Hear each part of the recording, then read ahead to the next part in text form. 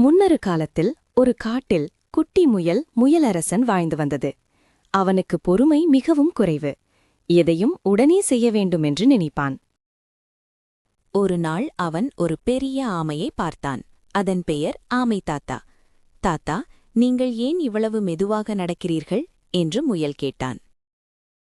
ஆமை தாத்தா புன்னகைத்து, பொறுமைதான் வெற்றி தரும் தம்பி என்றார்.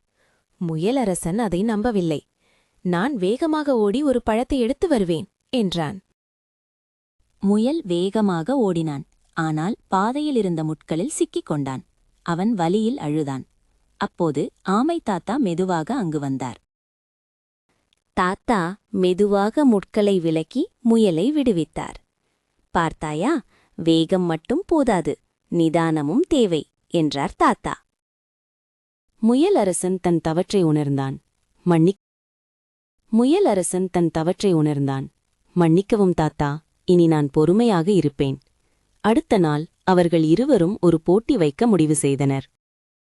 இலக்கு மலையின் உச்சியிலிருக்கும் ஒரு பெரிய தங்க ஆப்பிள்.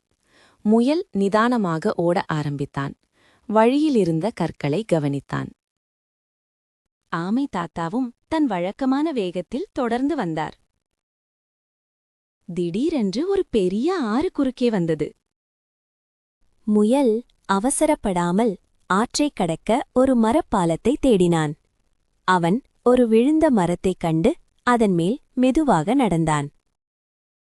ஆமை தாத்தாவும் ஆற்றில் இறங்கி நிதானமாக நீந்திக் கடந்து வந்தார். பாதி வழியில் ஒரு அழகான பூங்கா இருந்தது. முயலுக்கு விளையாட ஆசை வந்தது. ஆனால் அவன் தாத்தாவின் பேச்சை நினைத்து விளையாடாமல் முன்னேறினான்.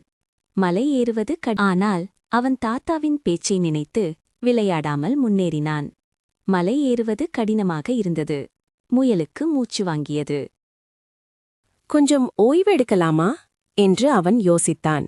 வேண்டாம், பொறுமையாக நடந்தால் இலக்கை அடையலாம் என்று உறுதியாக இருந்தான்.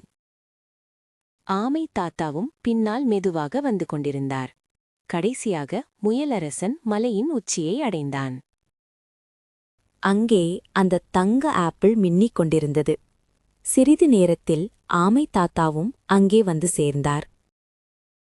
தாத்தா, நான் இன்று ஒரு பெரிய பாடம் கற்றுக்கொண்டேன் என்றான் முயல். பொறுமையும் நிதானமுமே உண்மையான வெற்றியைக் கொடுக்கும். பொறுமையும் நிதானமுமே உண்மையான வெற்றியைக் கொடுக்கும்.